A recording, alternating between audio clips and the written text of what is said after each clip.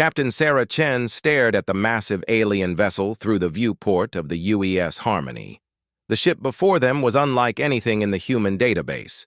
Sleek, predatory, and easily 10 times the size of their exploration vessel. Its dark hull seemed to absorb light, giving it an almost shadow-like appearance against the star field. "Captain, we're receiving a transmission," Lieutenant Rodriguez called from the communication station. His voice carried a tremor that he was trying hard to suppress. The bridge fell silent except for the soft hum of life support systems. Sarah had commanded deep space missions for 12 years, but first contact with an unknown alien species was something that happened maybe once in a lifetime. The weight of representing humanity pressed down on her shoulders. "Put it through," she ordered, straightening her uniform. The main screen flickered, and suddenly they were looking at what could only be described as a nightmare made flesh. The alien stood nearly 8 feet tall, with midnight black scales that seemed to shift and move in the light. 4 arms ended in razor-sharp claws, and its elongated head housed a mouthful of teeth that would make a great white shark jealous. 6 eyes, arranged in pairs down the sides of its skull, focused on the camera with predatory intensity. Several crew members gasped. Ensign Park actually took a step backward from his station. Sarah felt her own heart rate spike, but she kept her expression neutral. This was humanity's first impression. She couldn't afford to show fear. "Greetings, small creatures," the alien spoke, its voice a deep rumble that seemed to vibrate through the ship's hull. The universal translator worked perfectly, but somehow that made the situation more unsettling rather than less. "I am Hunt Leader Vexathera of the Apex Predator Guild. You have entered territory claimed by the most dangerous hunters in the galaxy." Sarah cleared her throat and stepped forward. "This is Captain Sarah Chen of the United Earthship Harmony. We're explorers from the Sol system. We had no knowledge of your territorial claims. We mean no harm and seek only peaceful contact." The alien's 6 eyes blinked in sequence, creating a rippling effect that was somehow both mesmerizing and terrifying. "Sol system. Ah, yes, we have heard whispers of your kind, the soft-skinned bipeds who have only recently crawled from their gravity well. Tell me, soft one, do your people hunt?" The question caught Sarah off guard. "Hunt? Well, some humans hunt for sport or food, but we're primarily an agricultural species now. We grow most of our food rather than hunting it." Vexthara's mouth opened in what might have been laughter, revealing even more rows of serrated teeth. "Agricultural? How quaint. Your species survives by growing plants in neat little rows. And yet—" The alien paused, consulting what appeared to be a holographic display. "Our scouts report that your kind has spread to over 30 star systems in less than 2 of your centuries." "Interesting." Behind Sarah, the bridge crew exchanged worried glances. The implication was clear. These aliens had been watching humanity's expansion. They knew far more about humans than humans knew about them. "The Apex Predator Guild," Vexathara continued, "consists of the 17 most dangerous hunting species in the galaxy. We have tested our skills against prey on 1,000 worlds. We are apex predators. Each of us evolved to kill and consume. Your soft species would make interesting subjects for study." The threat was barely veiled. Sarah's mind raced. Humanity had advanced technology, but their ships were built for exploration and trade, not warfare. If these creatures were as dangerous as they claimed, the human colonies could be in serious trouble. "However," Vexathera said, and Sarah caught what might have been amusement in those alien features, "there is an ancient tradition among the Guild. When we encounter a new species that shows potential, we offer them a chance to prove themselves. A test, if you will." "What kind of test?" Sarah asked, though she was fairly certain she didn't want to know the answer. "A hunt feast," the alien replied. Your ship will dock with ours. We will prepare a meal together, hunter and prey working side by side. During this time, we will observe your species' true nature. If you prove worthy, you may continue your expansion unmolested. If not, the alien's claws extended slightly. Well, the galaxy has little use for weak prey species. Sarah felt the blood drain from her face. A meal with 17 different species of apex predators. It sounded like a death sentence. But what choice did they have? If they refused, these creatures might decide to eliminate humanity as a threat to their hunting grounds. We would be honored to participate in your hunt feast, she said, hoping her voice didn't betray her terror. Vexthera's head tilted, studying her with those unsettling eyes. You accept quickly, soft one. Most species require much more persuasion. Curious. Very well. Prepare your ship for docking. Bring whatever you consider appropriate for a shared meal, and Captain Chen... The alien's mouth curved in what was definitely not a smile. Try not to disappoint us. The last species that did so made for rather bland soup. The transmission ended, leaving the bridge in stunned silence. Sarah stared at the blank screen, her mind trying to process what had just happened. Humanity's first contact with advanced aliens, and they wanted to have dinner with the galaxy's most dangerous predators. What could possibly go wrong? Captain, Chief Engineer Morrison spoke up from the back of the bridge, his Scottish accent thick with stress. With respect, ma'am, this sounds like a trap. These creatures are talking about eating other species. I know, Chief, Sarah replied, not taking her eyes off the alien vessel. But if we refuse, they might decide we're not worth keeping around at all. At least this way, we have a chance. A chance to what? Get served as the main course? Dr. Elena Vasquez, the ship's xenobiologist, stepped onto the bridge. She'd obviously been listening to the communication from the medical bay. Sarah, these creatures are describing themselves as apex predators. That means they're at the top of their respective food chains. And now they want to test us. Sarah turned to face her old friend. Elena had been with her on 3 previous deep space missions, and her expertise in alien biology had saved their lives more than once. If anyone could help them navigate this situation, it would be her. What do you think they're really after? Sarah asked. Elena frowned, calling up data on her tablet. That's what worries me. If they're truly apex predators as they claim, they wouldn't need to test a species like humanity. We're obviously no physical threat to them, which means they're looking for something else. Such as intelligence, adaptability, problem-solving skills. Elena's expression grew more troubled. Sarah, what if they're not looking for prey? What if they're looking for competition? The thought sent a chill down Sarah's spine. The idea of humanity being seen as a threat by these creatures was somehow more terrifying than being seen as food. Captain, Lieutenant Rodriguez called out. The alien vessel is extending docking clamps. They're expecting us to comply. Through the viewport, they could see mechanical arms reaching out from the massive predator ship. The arms ended in clamps that looked designed to hold their ship in place, whether they wanted to be there or not. Signal our compliance, Sarah ordered, and send a priority message to Earth Command. Full details of this encounter. If something happens to us, at least humanity will know what they're dealing with. As the Harmony was drawn inexorably toward the alien vessel, Sarah couldn't shake the feeling that they were sailing into the mouth of some cosmic beast.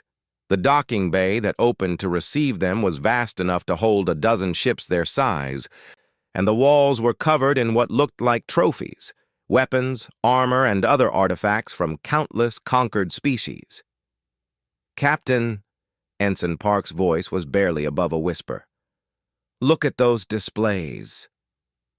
Sarah followed his gaze and felt her stomach drop.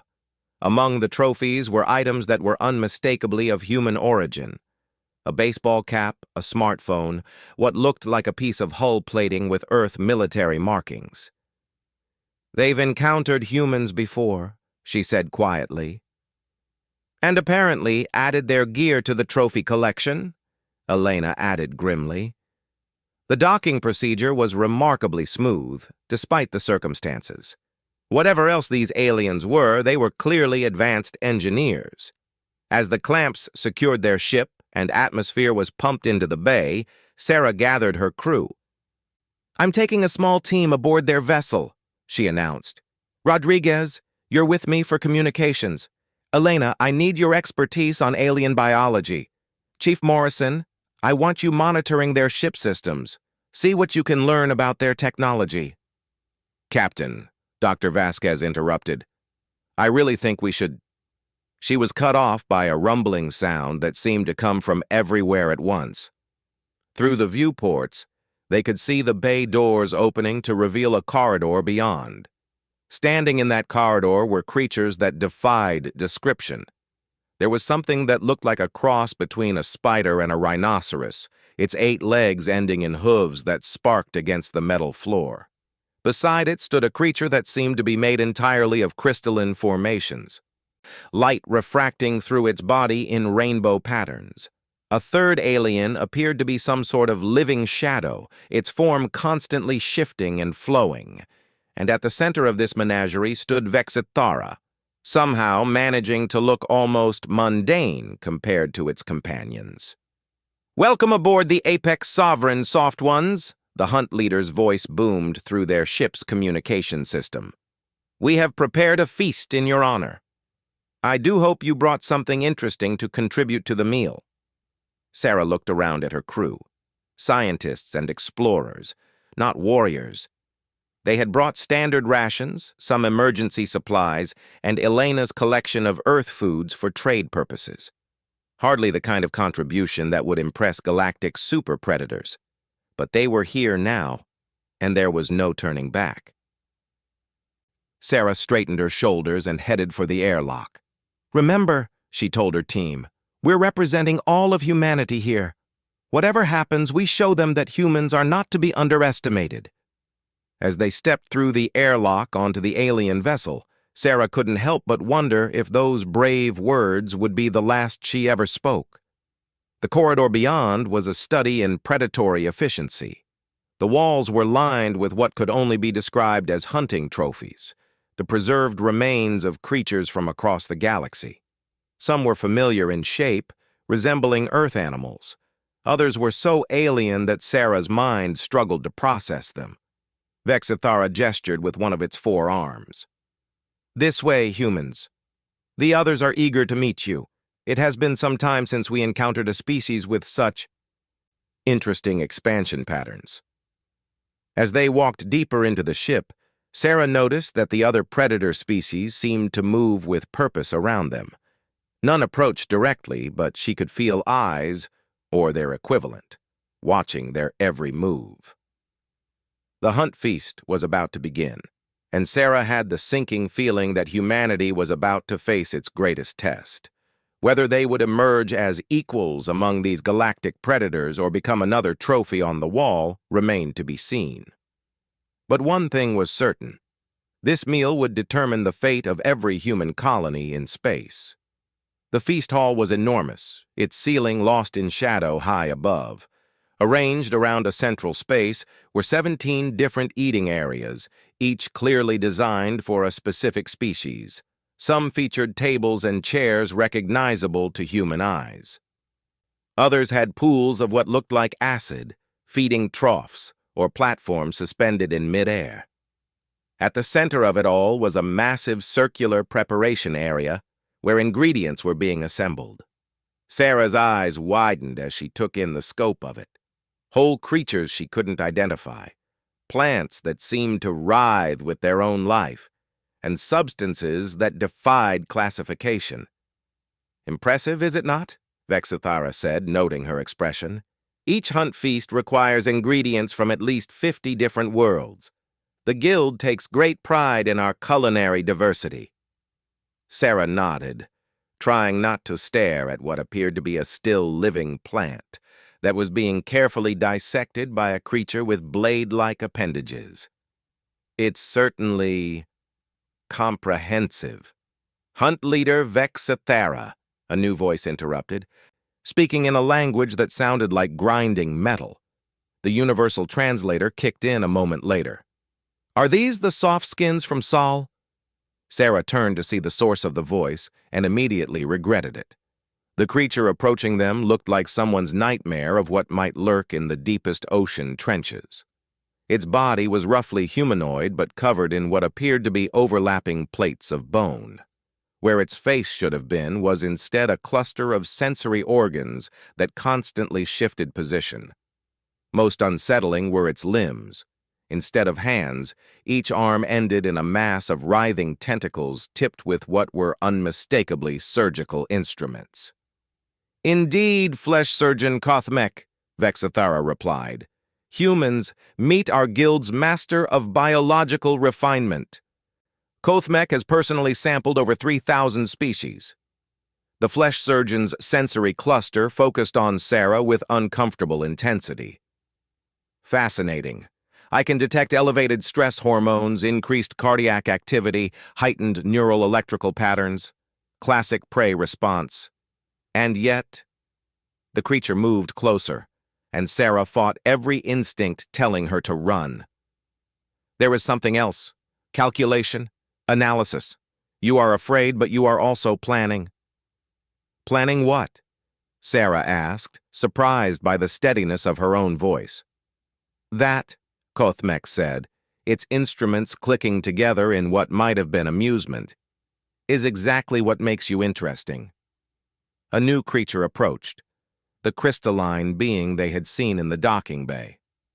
Up close, Sarah could see that its body was actually composed of thousands of tiny crystal formations, each one refracting light in complex patterns.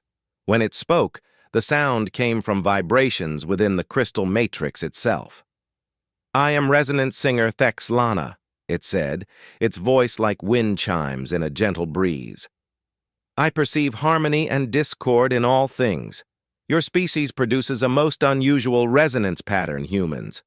Most prey species sing of fear and desperation when brought before the guild. But you...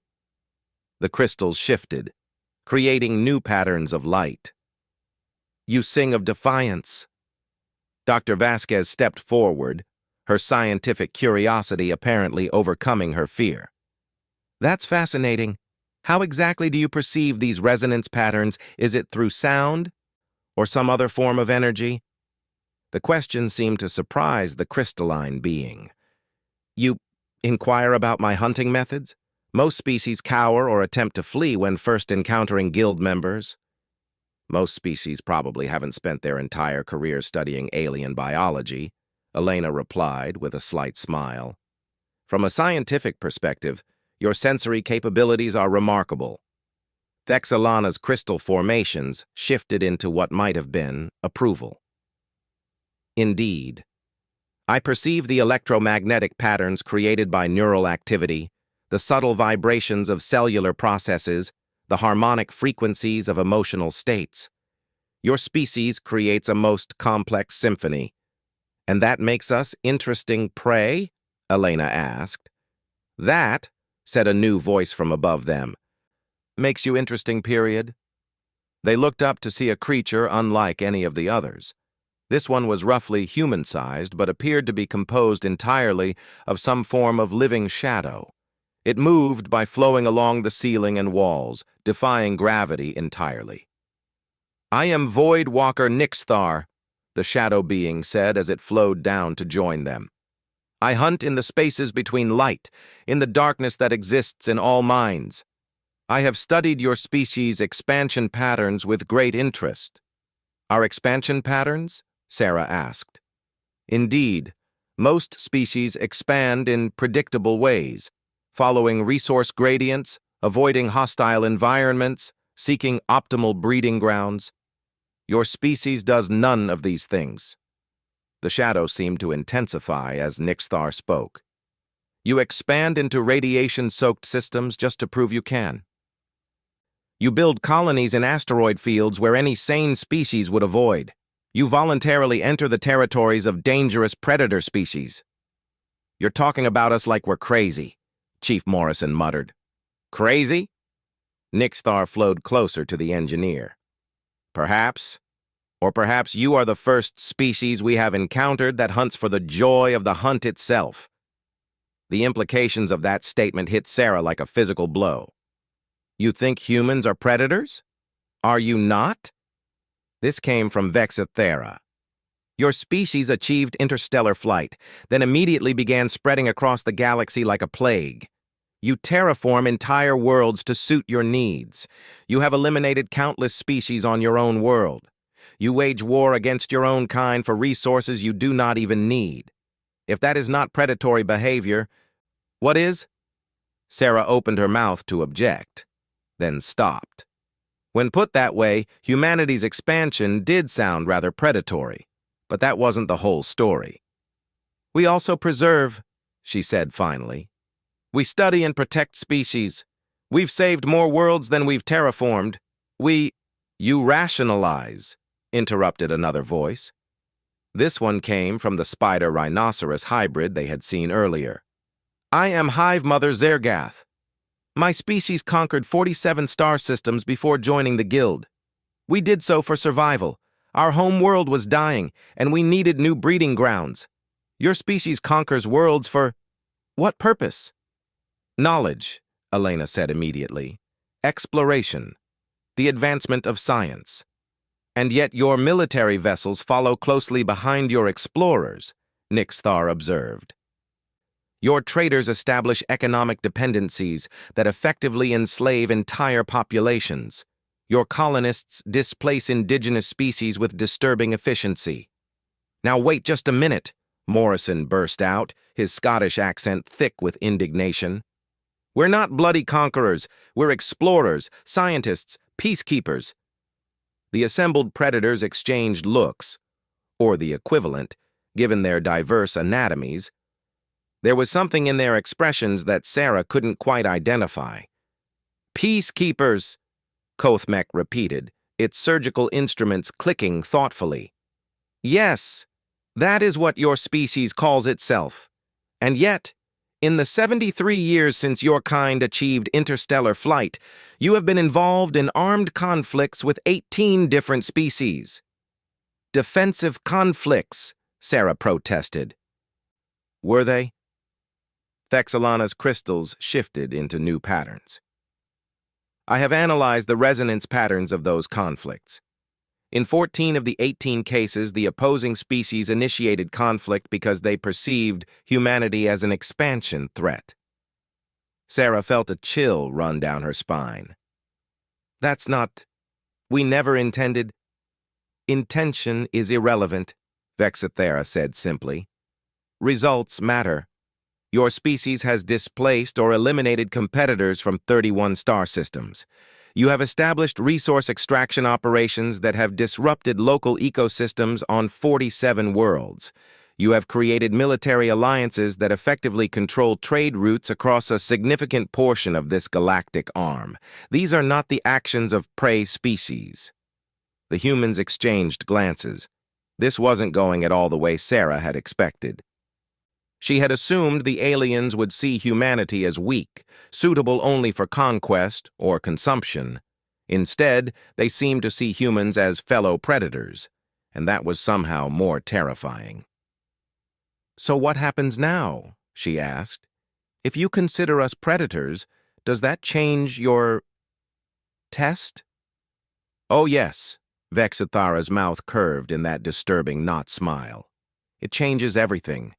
The question is no longer whether you are worthy prey. The question is whether you are worthy to join the guild. The words hung in the air like a death sentence. Join a guild of galactic super predators? Sarah's mind raced through the implications. What would that mean for humanity? What would it require them to become? Before you respond, Kothmek interjected, perhaps you should understand what guild membership entails. We are not merely hunters. We are the apex species of this galaxy. We maintain the balance between predator and prey, between chaos and order. We ensure that no single species becomes so dominant that it threatens the ecological stability of entire star systems.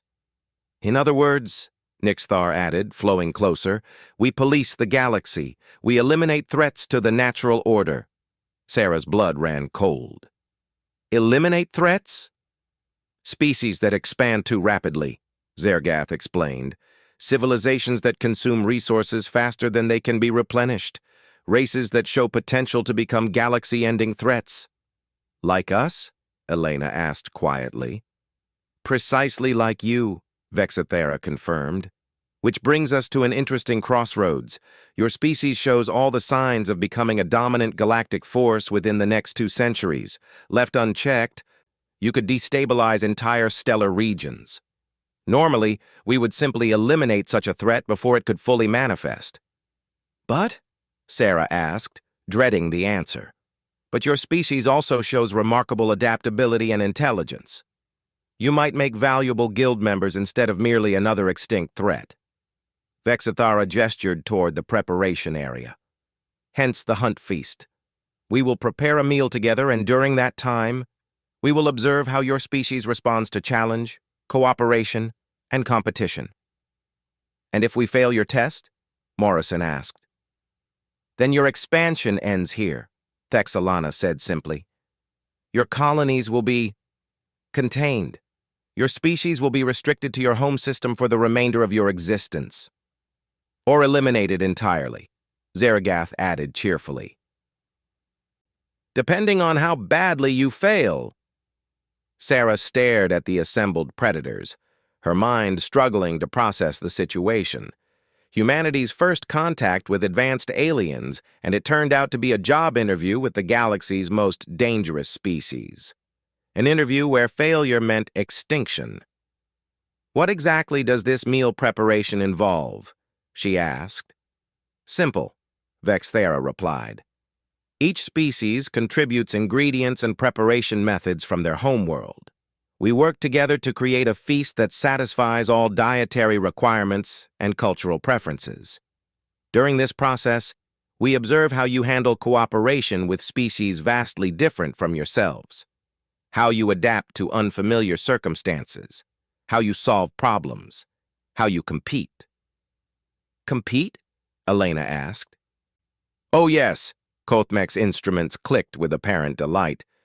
There are traditional challenges associated with guild hunt feasts, tests of skill, intelligence, and adaptability. The species that performs best earns privileges. What kind of privileges? Sarah asked, though she was certain she didn't want to know. The right to hunt in prime territory, Zergath explained. First choice of newly discovered worlds suitable for expansion. Protection from other predator species. And if we perform poorly, then you learn your place in the galactic food chain, Nixthar said with what might have been amusement. Sarah looked at her small team, a communications officer, a doctor, and an engineer.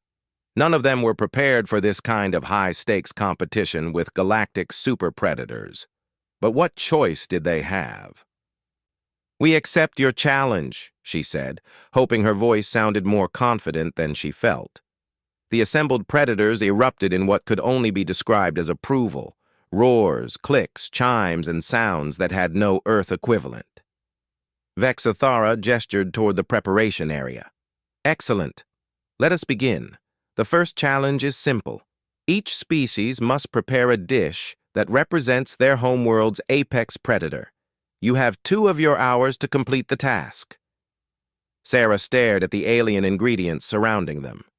How exactly were they supposed to represent Earth's apex predator when humanity itself seemed to be that predator? The hunt feast had begun, and humanity's survival hung in the balance. Sarah stared at the vast array of alien ingredients before them. 2 hours to prepare a dish representing Earth's apex predator. Around them, the other species had already begun working with disturbing efficiency. Zergath was using her multiple limbs to manipulate what appeared to be a still-living creature that squealed when touched. Gothmek was carefully dissecting something that bled silver while keeping it alive with surgical precision. The crystalline being, Thexalana, was somehow growing crystalline structures inside various fruits, creating geometric patterns that hurt to look at directly. "Captain," Elena whispered urgently, "what are we going to do? We don't have anything that could compete with that." She gestured at Nixthar, who was somehow preparing ingredients that existed in multiple dimensions simultaneously. Sarah's mind raced. What was Earth's apex predator? Sharks? Tigers? Bears? None of those seemed particularly impressive compared to the nightmarish creatures surrounding them. And then it hit her. "Chief Morrison," she said quietly, "what do you have in that engineering kit of yours?" The Scottish engineer looked puzzled. "Standard repair tools, ma'am. Plasma cutters, molecular adhesive, some basic fabrication supplies. Why?" "Dr. Vasquez, what earth foods did you bring for trade?" "Just some basics," Elena replied, still confused. "Wheat flour, sugar, salt, some preserved meats, coffee beans, chocolate, various spices. Nothing fancy." Sarah smiled grimly. "That's perfect. We're not going to try to compete with them on their terms. We're going to show them what makes humans unique." "Which is?" Morrison asked. "We don't hunt with claws or teeth or poison," Sarah said, moving toward their supplies. "We hunt with our minds, and the deadliest thing about human predation isn't our strength, it's our creativity." She began pulling items from their supplies while her team watched in confusion. "Chief, I need you to modify one of those plasma cutters. Reduce the power output to something suitable for food preparation. Can you do that?" Morrison's eyes lit up with understanding. "Aye, Captain. You want a cooking tool, not a weapon." "Exactly. Elena, help me with the ingredients. We're going to make something no one in this room has ever seen before." As they worked, Sarah became aware that their activities had drawn attention from the other species. She could feel alien eyes watching their every move with growing curiosity. "What are you making, soft skin?" Vexithara called out from across the preparation area. "Something uniquely human," Sarah replied, not looking up from her work. She began mixing flour, water, and salt, basic ingredients that existed on countless worlds, but were rarely combined in this particular way. As she kneaded the dough, she explained to her team what they were doing. "The deadliest predator on Earth isn't any single animal," she said quietly. "It's us. Not because of our physical capabilities, but because of our ability to take simple, harmless ingredients and turn them into something completely new." Elena's eyes widened with understanding. "You're making bread." "Not just bread," Sarah corrected. "I'm demonstrating transformation. Watch." Using the modified plasma cutter that Morrison had prepared, Sarah began shaping the dough with precision that would have been impossible with traditional tools. The controlled energy beam allowed her to create intricate patterns and shapes while simultaneously cooking the bread from the inside out. The alien observers had stopped their own preparations to watch. Sarah could hear confused murmurs in various alien languages. "She's playing with her food," Zergath observed, with what sounded like disgust. "No," Thexalana's crystals chimed thoughtfully. "She's transforming it into something new." As the bread took shape, Sarah began working on the second part of her demonstration. She took the preserved meats and began grinding them with spices, creating a mixture that would be both familiar and alien to their observers. "Elena, start preparing the chocolate," she instructed. "Not as a food, as a demonstration."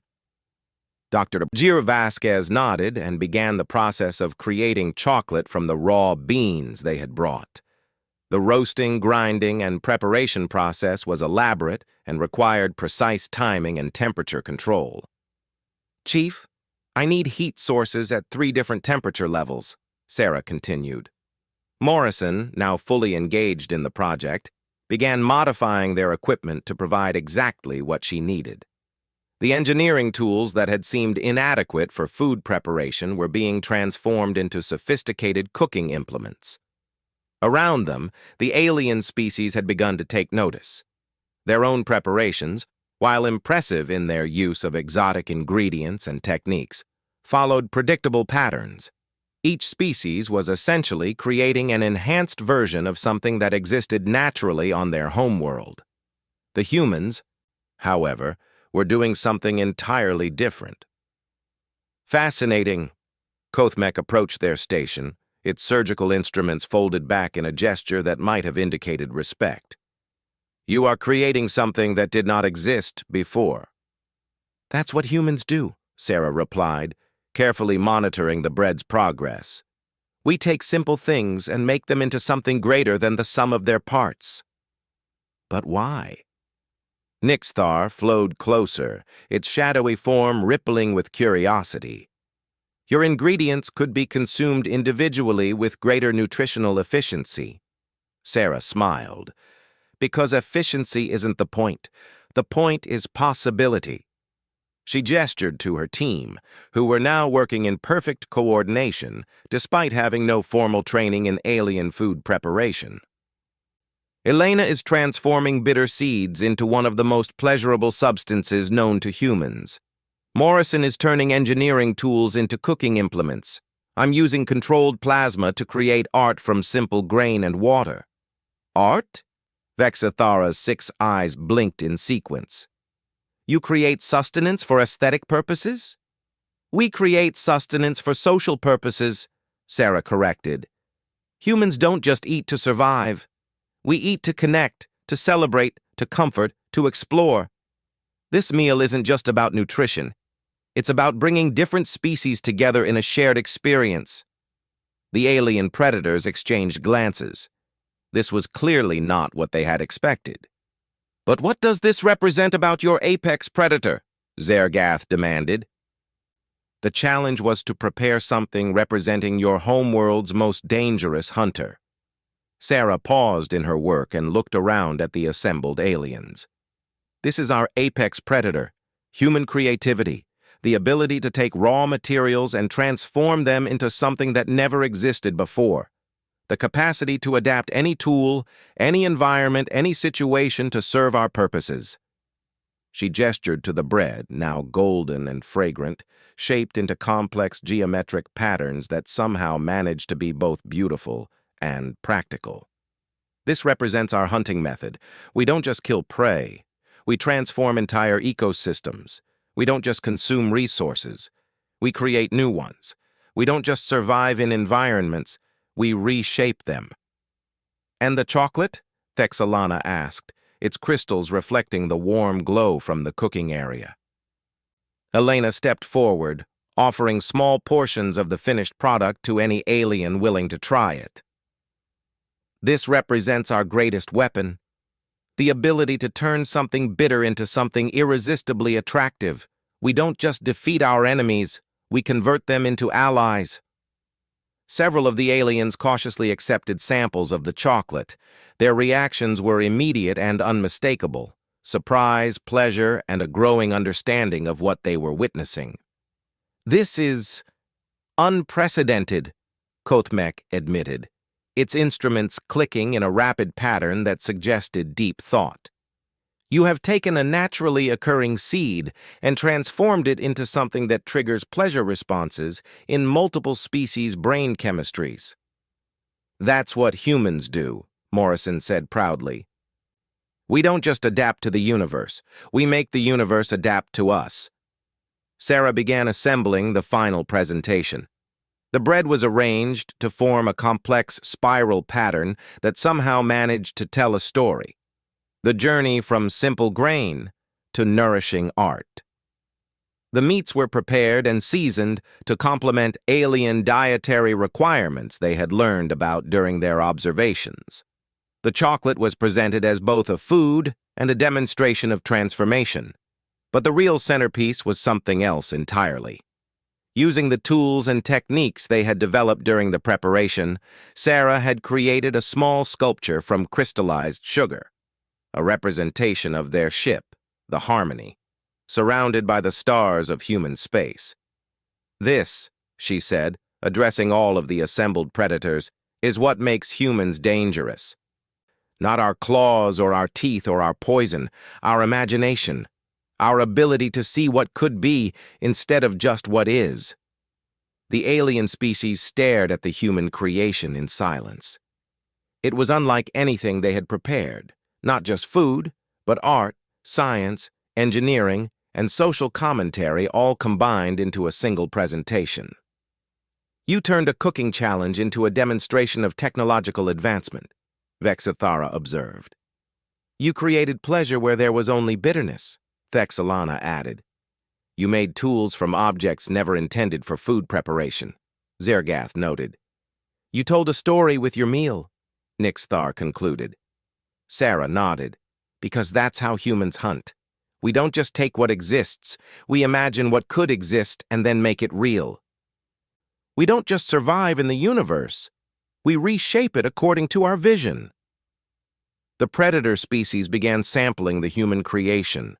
Their reactions were complex, not just tasting the food, but trying to understand the concepts it represented.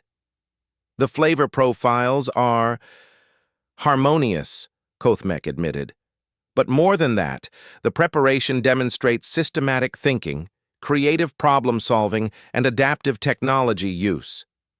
The chocolate creates a neurochemical response that would be addictive to most species," Thexalana observed. "A weapon disguised as a gift. The bread shows resource transformation on a level we have not observed before," Zergath added, "simple materials becoming complex structures. And the presentation tells a story of expansion and exploration," Nixthar finished. "Ambition made manifest." Vexthara approached the human team, all 6 eyes focused intently on Sarah. "You have not represented your apex predator, human. You have demonstrated that you are the apex predator of your world, and possibly of the galaxy." The word sent a chill through Sarah. "We're not—" "Are you not?" Vexithara interrupted. "In 73 years, your species has gone from a single world to 31 star systems. You have developed technology that allows you to reshape matter at the molecular level. You have created substances that can influence the brain chemistry of species you have never encountered before. You have turned simple tools into complex instruments. You have taken basic ingredients and created art." The hunt leader gestured to the other predator species. "Each of us represents millions of years of evolutionary refinement for a specific hunting niche. We are perfect killing machines, specialized for our environments and our prey." Vexithara's gaze returned to the humans. "You represent something far more dangerous. The ability to adapt to any environment, hunt any prey, and transform any situation to your advantage. You are not specialized predators. You are generalized reality manipulators." "So what does that mean?" Elena asked quietly. "It means," Vexithara said, its not smile returning, "that the Guild has a choice to make. We can either accept humanity as equals and allies, or we must eliminate you before you remake the entire galaxy in your image." The feast hall fell silent, except for the distant hum of the ship's systems. Sarah realized that their little cooking demonstration had become something much larger, a trial that would determine the fate of their entire species. "The Guild will now deliberate," Vexithara announced. "The hunt feast is complete. Humans, you have shown us something unprecedented. Whether it is wonderful or terrible remains to be seen." As the alien predators began to withdraw to their council chambers, Sarah looked at her small team. They had come here expecting to be judged as prey. Instead, they had been evaluated as potential partners in maintaining the balance of power across the galaxy. "Captain," Morrison said quietly, "did we just pass their test, or did we just paint a target on all of humanity?" Sarah stared at the remains of their meal, the bread that had demonstrated human creativity, the chocolate that had shown their ability to create pleasure from adversity, the sculpture that had illustrated their dreams of exploration and expansion. "I think," she said slowly, "we just showed them exactly what humanity is capable of, for better or worse." The wait for the Guild's decision would be the longest few hours in human history. The fate of their species now rested on whether a group of galactic super-predators would see humanity as worthy partners or as a threat too dangerous to be allowed to exist. Either way, the galaxy would never be the same again.